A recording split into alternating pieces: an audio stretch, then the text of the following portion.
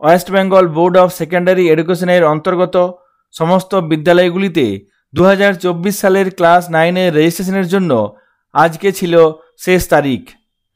কিন্তু পর্ষদের তরফ থেকে কিছুক্ষণ আগে নোটিফিকেশন দিয়ে জানানো হয়েছে ক্লাস 9-এর রেজিস্ট্রেশন প্রক্রিয়ার সময়সীমা বৃদ্ধি করা হচ্ছে। চলুন দেখে নিই সেই নোটিফিকেশনে বিস্তারিত কী বলা হয়েছে।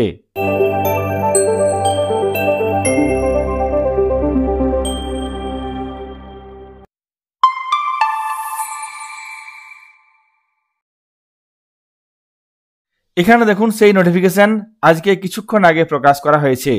Notification regarding extension of online registration for class 9 session 2024।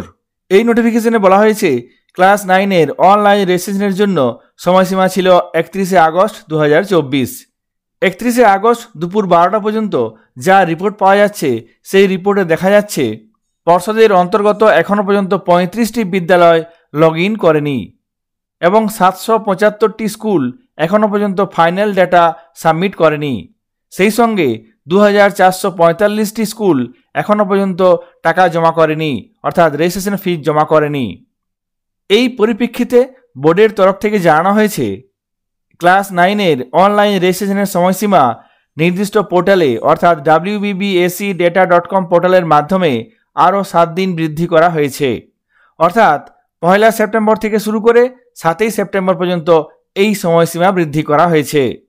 এই পরিপ্রেক্ষিতে বলা হয়েছে যে সমস্ত বিদ্যালয় এখনও পর্যন্ত ফাইনাল ডাটা সাবমিট করেননি তারা এই কদিনের মধ্যে সমস্ত কাজ সেরে ফেলুন।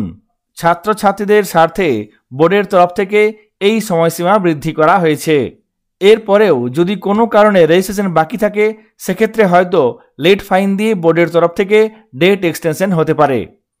সুতরাং 7 সেপ্টেম্বরের পরে হয়তো লেট ফাইন দিয়ে বোর্ডের তরফ থেকে অনলাইন রেজিস্ট্রেশন করা যাবে, তবে অবশ্যই লেট ফাইন দিয়ে এই রেজিস্ট্রেশন প্রক্রিয়া সম্পন্ন করা সম্ভব হতে পারে।